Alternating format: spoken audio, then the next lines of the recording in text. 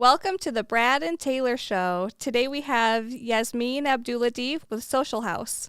You're listening to the Brad and Taylor Show, a podcast that inspires entrepreneurs to pursue their passions. We're sitting down with some of the best to learn how they got started and some lessons they learned along the way. Hey guys, how's it going? Good, you? How's it going today? Good. Just got back from some showings. I'm super pumped about this. Sweet, you putting out any offers? Actually, yeah, that's the goal. So this podcast is kind of keeping me from selling. So we're just gonna have to keep it pretty quick, okay? I'm just kidding. How many offers today? I'm just kidding. Anyways, we don't want to give all the details out. By the time it gets posted, they can go try to buy those houses now. Oh, exactly. But yeah, so tell us a little bit about a little birdie, Eric. He told us that you didn't want to join with him at first. He said that he had to bother you quite a bit. So we want to know the details. Sorry, am I cutting you off? Am I on like the same page as you guys? Yeah, I think you might just move a little closer for the audio. Okay, let's try that then. Let's get a little closer to the audio. Is that better? That sounds real good. Mm-hmm.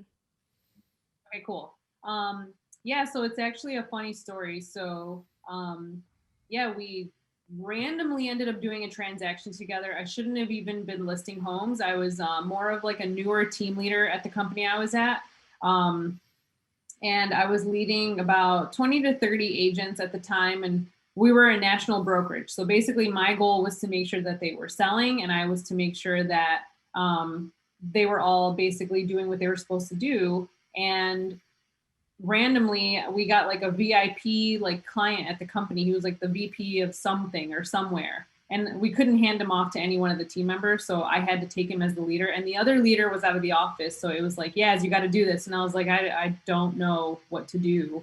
And it was like, but you literally train people to do this. But then it's like, it's like you have to do it, so you kind of like get a little intimidated. But anyway, ended up listing the home in Eric's big market, which is Canton, right? Yep. So ended up listing the home in Canton, and he ended up writing an offer, and it was like a really good offer. It was like an appraisal guarantee, appraisal waiver. It had like all the bells and whistles. So I was like, all right. So we just went with it. And just basically like anything that you could imagine that would go wrong with the real estate transaction basically happened with this one. And because we were both pretty much like level-headed, and we just basically stayed really, really cool, calm, collected, laid back. We both knew that the goal wasn't to like yell at each other, even though I really did want to strangle him at some point just because of what was happening. The goal was to make sure that our clients were going to, be closing. So it took us a little bit, but we got there. And then after that, Eric was like, I'd really like to talk to you about, a possible opportunity joining a real estate venture with me. And I don't know if I ever told Eric this, but at the time I thought he was hitting on me. So I was like, what? That's okay. And literally like one of my friends at work was like, yeah, I don't think that's a good idea. He's like, who is this guy? Like, he's just some agent. And I'm like, yeah, I'm good. So I'm like, yeah, I'm good. Like, have a good time, do whatever you got to do. And then like a couple months later, he was like, hey, I'd still love to grab coffee and talk to you about this thing. And I was like, okay, fine. Like, let's just go get coffee. Like, what's the worst that could happen? And he ended up pitching the whole social house kind of initiative to me. And he let me know, what he had been doing to get his business. And it sounded really, really new to me just because I've been in real estate since probably about 2007. So for me, it was like the first time I was hearing that someone was really leveraging social media. So I was like, But at the same time, I had like a really good job. I was making a really good amount of money, and I also had benefits, which is like not a thing in the real estate world.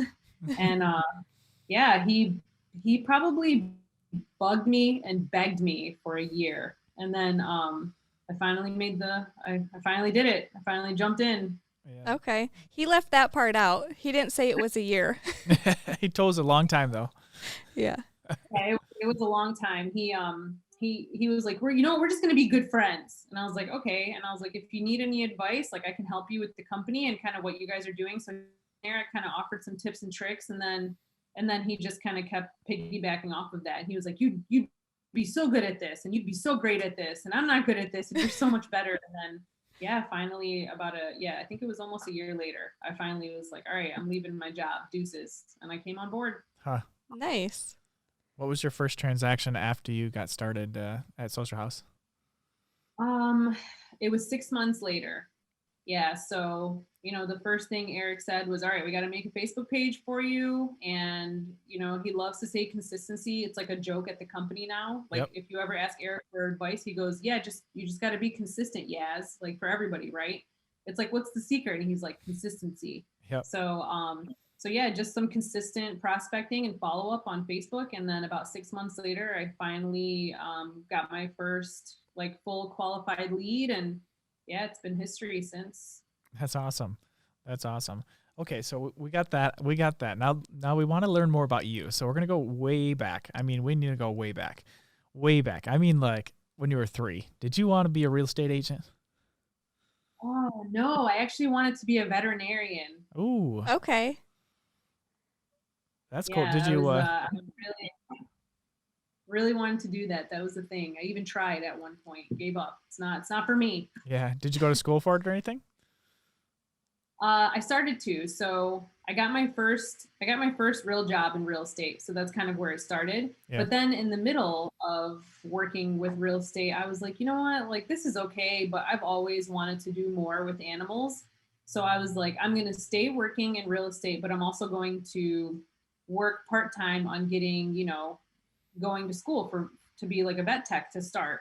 So, to be a vet tech is it's pretty easy. I'm not trying to take away anything from vet techs. I'm not talking about the education, just kind of getting into it, right? So you start at a community college, you get all the credits, and then you have to basically go get so many hours at a clinic, and then you can finally finish that through, and then you can apply, to get into veterinary school. So I was in the very, very early parts of that. And the first thing I had to do was, I think, get 30 hours in a clinic. So I think my first week, I was like super pumped. I went and I got like scrubs. They had dogs on them. They had cats. I thought this was like my dream job. Yeah. And I walk in and they were like, yeah, so you're going to follow us around. You're going to see everything that we're doing. So I got to go in the back, watch them kind of get the animals ready for surgery. I got to watch them give the dogs and cats vaccines. So, the first day wasn't too bad. It was pretty cool. Like I really thought that I was helping, got to meet some pretty cool families. But then by day 2, I realized why. I think I read a statistic one day that said that veterinarians actually have the 3rd highest suicide rate. Huh. And I never really understood that. And I think I learned on day 2, after being a veterinary, like just being there, right? I learned that you actually have to put dogs down.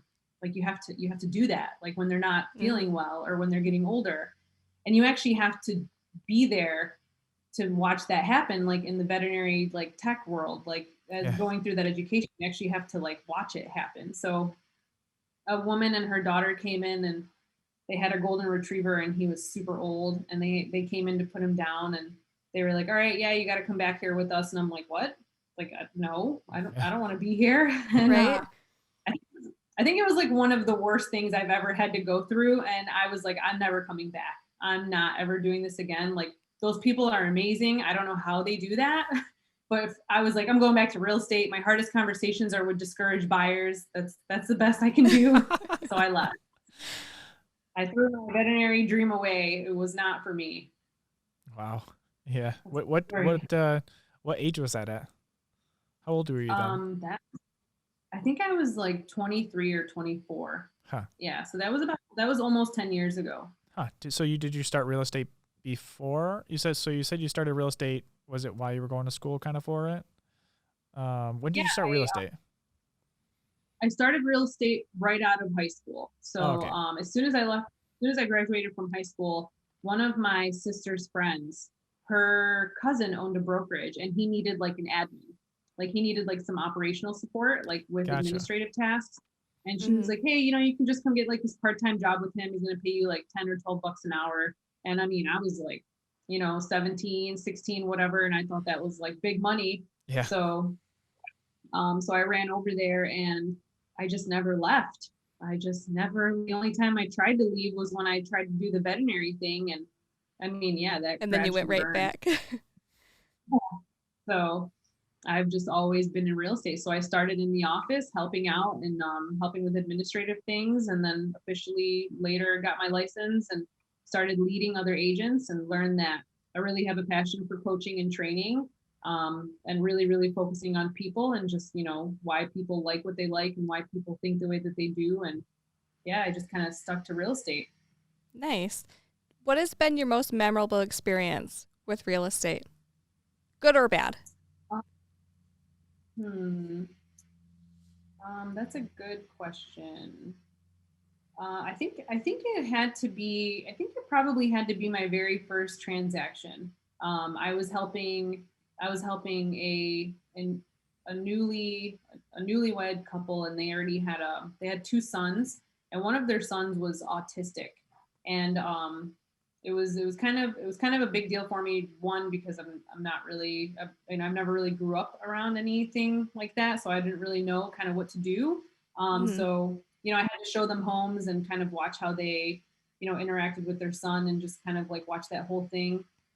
And then I also got to help them move out of like an apartment, a small apartment, into a home. And they always talked about wanting to get this playground and just some privacy for their kids. And when they closed, it was like a really big moment, and there were a lot of tears. And you can obviously understand why it's such a big pivotal moment for their family. And yeah, I think that's probably one of the most rewarding things that's happened in real estate. But I also get to see that happen quite often now, so it's like pretty cool.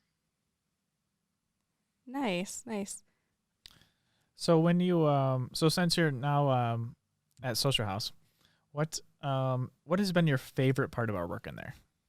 Since you guys are kind of, you guys are building it together. So yeah, besides all the fun and games there, what is your favorite part about what you guys have built so far? I think my favorite part about being at Social House is probably the fact that it's just a very brand new experience to me. Like, I've been in real estate since the beginning of basically being able to work, but I'm able to build a brand new company. So I'm like on the phone with the state of Michigan talking about like unemployment insurance and whatever else we need to do to make sure our team members are getting paid. And then I'm also getting to help with recruiting and marketing. We get to do all of our own branding. So like for the first time, I don't have to kind of like knock on my CEO or president's door to like see if I need to do something and if it's okay. I just have full autonomy and flexibility to do pretty much whatever I need to do, unless Eric is like crying about something. But for the most part, that's probably my favorite experience. And then just getting to know all the new people that we're bringing in. Everybody's super cool, and I feel like everybody has a ton to offer. So it's been pretty fun. Yeah, I've been watching all you guys' fun videos that you guys have been doing. Those are awesome. Yeah, and that's part. Like, we just get to go and get in front of a camera and just do whatever we want. So it's pretty cool. Yeah, that's what when you guys are doing that, because we're doing something similar to that too, and it's so much fun just to do that. So I totally understand why I saw you guys doing it. I was like, oh, that has to be a lot of fun. So at first I was like, I can't get in front of the camera like that. I was just gonna ask that. Yeah, no, at first I think it took Eric and I, like both of us. I think we were both like, yeah, we need to get in front of the camera more. And I was like, yeah, you do it first. Like, you do it, I'll do it. He ended up getting like a mic, and I think he started setting it up in his house and actually started like posting like his own videos. I'm not gonna lie, they were pretty awkward. I don't know if anybody remembers them. It was just like him talking like in front of his couch, or on his couch, like in front of like this microphone. I'm like, I'm gonna have to go look those up. Yeah, we're gonna have to find that. We're gonna have him back on here so we can ask him about those ones videos, but we're gonna have to find them. Yeah, you should. I watched them and I was like, I just know he's like really struggling doing this, but I know he wants to try really hard to like do it well. So I don't know, kudos. It started, right? It started things for us. So he did it, and then we all got on board. So yeah, I totally understand that one. I remember when this was a couple of years ago, I was trying to get on video too, just to try to do it. And you were not getting me on video. And like, there was no way I was ever going to be on video or even talk on video. And I finally got to the point now, I was like, I'll do this. I can do it now. So I just, after you do it a couple of times, you're like, oh, this isn't bad. Exactly. First you're like, wait, like, get my good angles. Then you're like, well, who cares? Whatever. Just take it. Just take the shot. Get it done. Move on to the next one. Yep. You have to post it and don't watch it. Yeah. Exactly. That's what you have to do. Yep. Don't watch it. Don't watch it until I'm there. So you did mention you're kind of doing some recruiting. So what kind of expanding are you guys doing? Are you able to elaborate on that at all? Yeah, for sure. I mean, that's actually a funny story because we don't have a plan to recruit yet. Eric and I haven't actually officially sat down and said like, hey, here's like, we know we want more people in the door, but we're really, really focused on quality over quantity. Yep. So for us, we've really just kind of been lucky with people knocking on our door, to be honest. It's been like, Yeah. hey, we see what you're doing. We think it's awesome. Like we want to be a part of it. And then it's just a conversation. So we've been very fortunate to kind of experience that kind of recruiting. And I mean, we even talked to an agent that said that we were the first brokerage that she had ever reached out to, instead of like the reverse, where, you know, brokerages are always knocking on your door, always emailing, always trying to like get you on the phone. And so I thought that was pretty flattering. It was pretty cool to hear. But yeah, we actually don't really have like any recruiting plan. I feel like that's almost terrible to say, like on an operational standpoint, we don't have a plan. We're just going to figure it out. Yeah. Roll with the punches. Yep. You guys will get to where you want to be. Yeah, but we will. We know the number, so we're gonna work towards the number. But we feel like we're just kind of we feel like if we just continue to kind of press on with what we're doing right now, like more people will see it. But then eventually, we definitely will begin to start trying recruiting. But it'll just be more probably videos and you know, just more awkwardness. Yeah. There we go. We know you were looking for it. But okay. Okay, what's your I can kind of guess probably what it is, but what's your favorite marketing tool? My favorite marketing tool? Oh my gosh, I think it's cold calling. That has to be my favorite. Just kidding. Okay. I was gonna say, wow. Calling. We love social media. That's our biggest marketing tool. It's what our name is. I mean, our name basically, it would be social Facebook if we could, right? But it's Social House. We're just trying to hit every social media platform that we possibly can. I started to do TikTok early last year. I still kind of get made fun of for that here and there, just because I feel like I might be a little old for that app, but I don't really know if that's the case anymore. Whoops, sorry. But yeah, definitely social media. Yeah, that's awesome. So what have you learned on TikTok? What have you learned? Oh my God, everything. Isn't it hilarious? TikTok yet? There's so much free information. Yeah, there is. It's amazing. Like I learned a new skincare routine. I learned how to not have any more back pain. Like I learned some chiropractic tricks. I learned how to handle like debt collectors and like collections. Like I've helped my friends out with just stuff that I saw on TikTok, like how to like handle that stuff. Like it's amazing. Like attorneys are giving free advice. Like, you've got dermatologists, you've got doctors, you've got surgeons. I mean, you've got dentists. Like it's insane. There's so much information on that app. Yeah. Do you post on it? I did. Yeah, I did used to post on it. I kind of stopped because we've just been doing more of those like actual videos now with like our branding. Yeah. But I did tell Eric that my goal this year was to definitely get back on and start to post like more informative pieces of like videos, just because I feel like that's really what brings people in. So I'm going to try to get away from like some of the funny stuff that I was trying to do, because like I don't really feel like it took off. So I think I'm just going to go on there and just give some information and see if it goes anywhere. Yeah, I haven't seen too many people actually, like too many agents yet using it to give out information. And I think like if somebody just did something on there, going to start a trend. Yeah, and kind of just somebody has to do it, and somebody's going to. Just a matter of who it's going to be. So I mean, if you're already way ahead of the game, I mean, like you said, you saw lawyers on there and stuff like that. I've probably seen the same ones you're probably thinking of too, and they're just killing it. So just somebody's going to do it in real estate. Just a matter of time. Yeah, I mean, people want to learn. I feel like you used to think of TikTok as like just a bunch of kids dancing, but I feel like everything I see now is just like adults, like professionals, just giving advice, and I think it's amazing. So yeah, definitely the goal is to get on there and give some real estate advice, just really quick like snippets of videos here and there, and so that's going to be something I'll be working on here soon. Yeah, you're going to be the one to set the trend. Hope so. I know there's like this other woman on there. She's like this big time realtor, and I was kind of creeping on her page just to see what she had been up to, but she just posts pictures of like her magical toilet and stuff and like her cars. So, she does, I swear. She goes, I haven't seen that one. I think there's one post where it says, "Tell me you're a millionaire without telling me you're a millionaire." She like walks in her house and waves her hand over her toilet and it like opens. And I was like, all right, I mean, if she's big and bad with as a real estate agent on here because of this magic toilet, like I feel like I can try and do something myself here. Yep. Yeah. You got to go do the same ones.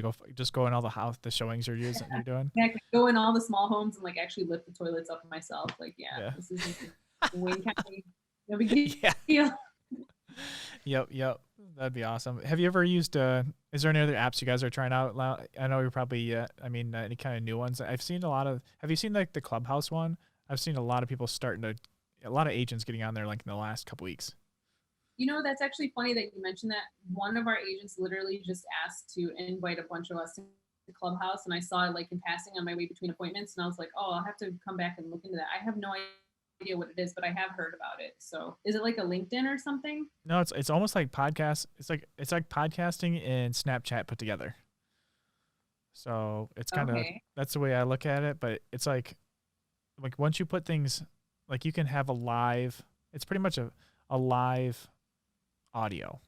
I guess it would be like maybe like a radio show, but not recorded, because you can go on there and just talk about anything. Okay. You can have like different rooms, and it's like different, like, I don't know all the details yet. I've just been looking what I've seen on there, but it just, it seems like you can, like, but it reminds me of Snapchat because it's on there and it's not recorded. So, so there's no video with it? No, you just see it once, or you just hear it once. You can go on, you can just like jump into any rooms. I think like Elon Musk was on there the other day just chatting away, and you can just like, I haven't figured it all out, but I'm pretty sure you can like raise your hand and go talk to people on there. It looks pretty cool. I just haven't gone in depth on it yet.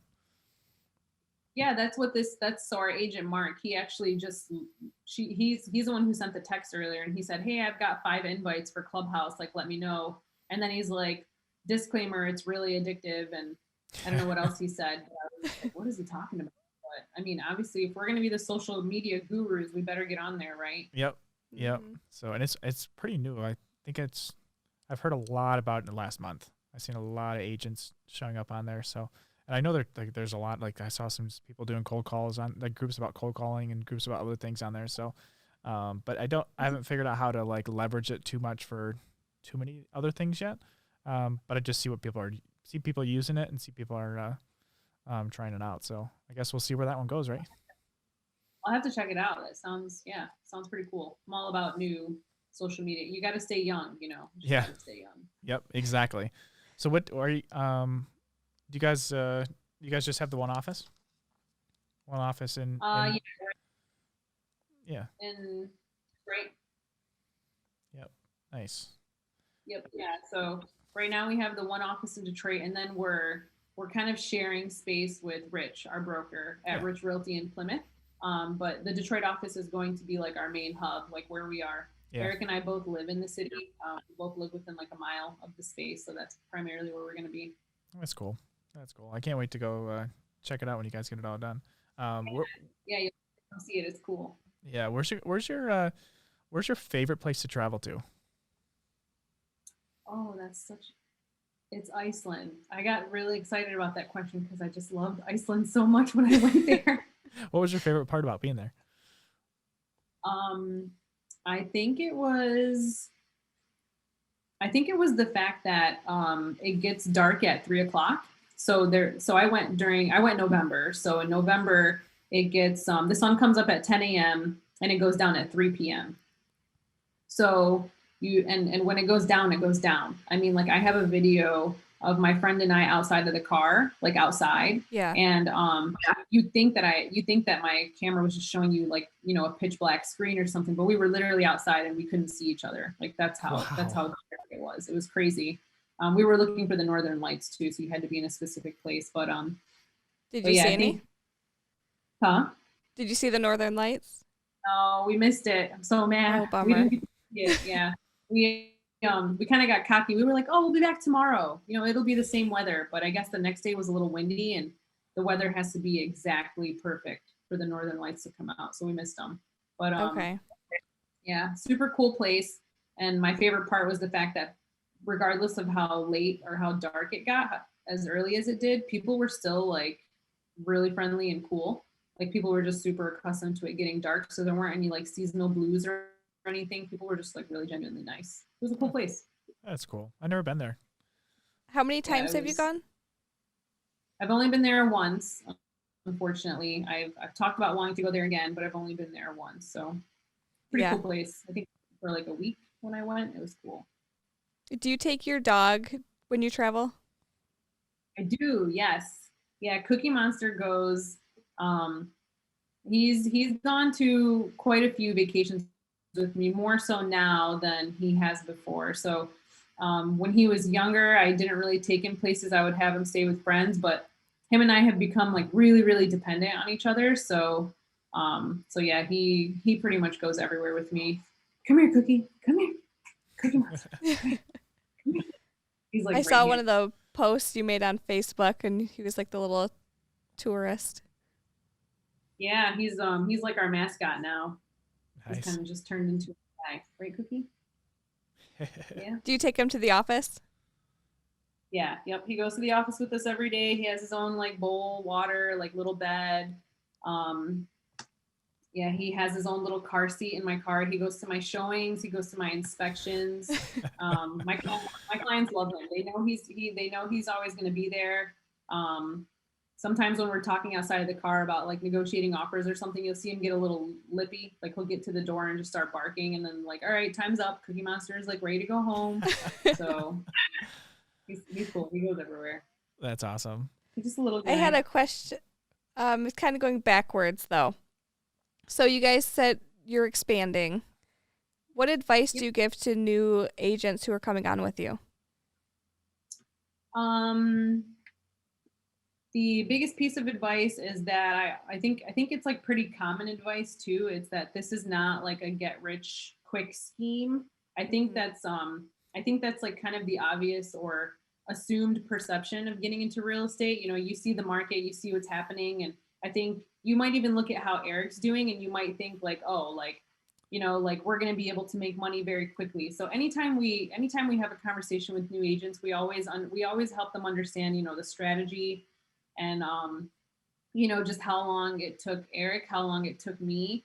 And we let them know like, you know, you're going to start, you got to start somewhere, right? And you just have to stay consistent with what you're doing. And as long as you don't get discouraged, and continue to keep at it and just continue to stay consistent, you will see results. So that's one of the biggest things that we say with our own personal strategy. But I think overall, when it comes to just new real estate agents, I think it's really easy to just think that you're going to pick up the phone and like land a client. You know, it takes time, and you really, really have to set aside, you know, you have to set aside time every day. You have to build out a routine, you know, make sure you're sticking to the plan. Don't just get up and kind of mosey out of bed and just kind of wait for your day to start, because, you know, autonomy, I kind of almost feel like is sometimes, you know, the biggest enemy. Like when you have freedom to get up and do what you want, sometimes no one's really holding you accountable. So you've got to be your own boss, and you just got to make sure you stay the course. Yeah. Here's another one about new agents. What do you think the biggest thing that agents, when they start out, what do you think they fail at? I think it's that. I think it's the fact that they don't know how to structure their day. I think sometimes agents get so tied up in the fact that they have all this freedom. You know, if you're getting up because no one's making you come into work at 8 a.m. anymore, you're getting up at like 11 or 12, and you know, you're kind of trying to shut down early because you've got your family or whatever it is. I think sometimes that can kind of backfire on you. So I think you have to stay pretty disciplined. You know, it's not about getting up at a certain time or anything like that. It's just really about structuring your day. So I think a lot of the times new agents will start, they'll kind of hope that they can land whatever they can land throughout the day, maybe hope that they'll just get busy on their own magically, and then just, I don't think it happens. So I think they start to get discouraged. So the biggest thing is just setting a routine.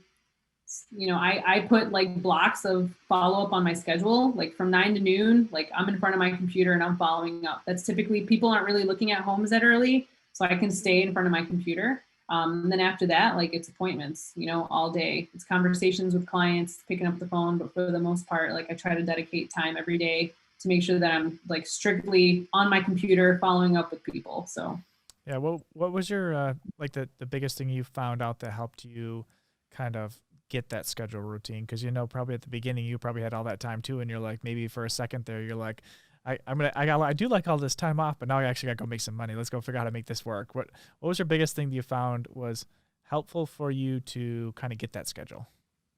Yes, I'm actually smiling because Eric likes to call my first year at Social House my sabbatical.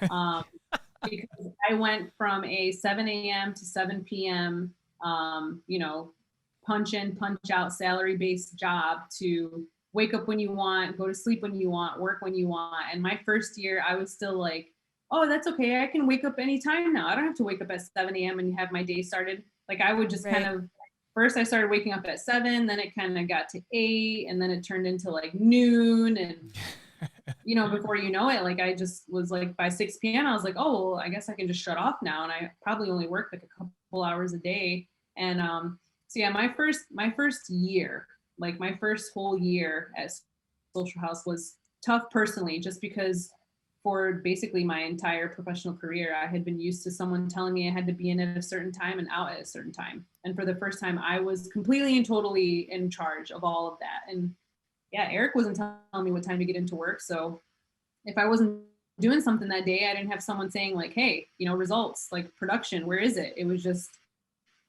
hey, Yaz, you good today? I'm like, yeah, I'm here. You know, Yeah.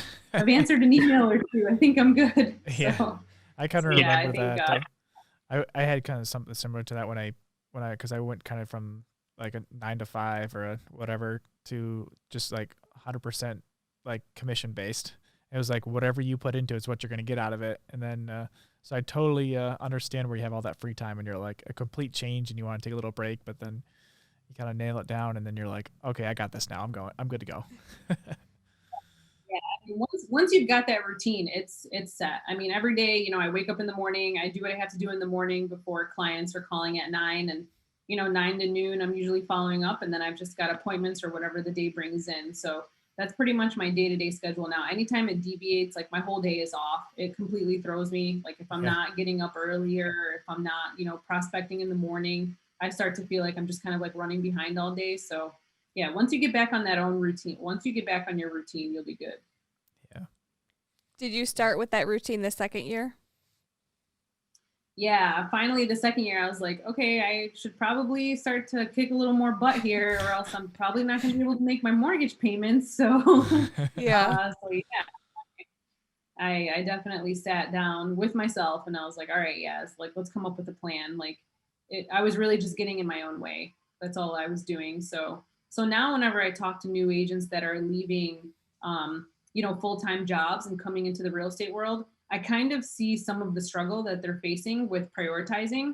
A lot of the time it's, you know, I've got appointments in the morning, I've got appointments at night. I'm not really sure when to do like the administrative stuff or, you know, the day-to-day on my computer. And it's a pretty common trend what I see when I see like new agents coming into the field. So it definitely takes time. So just letting them know that like you've been there and you understand and you know that they're going to take time to finally acclimate is usually pretty refreshing for them.